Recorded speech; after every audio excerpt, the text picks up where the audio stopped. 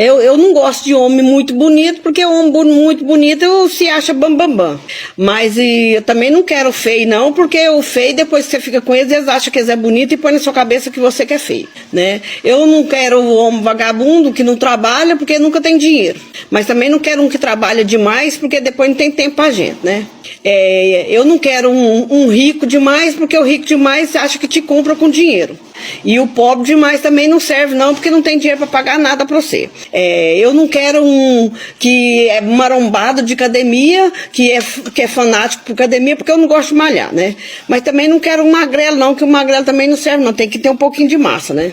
Eu não quero um também que não gosta de sair para lugar nenhum, né, que é caseirinho, só dentro de casa, também pra mim não serve. Mas se ficar me chamando pra sair toda hora também eu não quero não. Não, pra mim também não serve desse jeito não. Então fica meio difícil pra mim, né?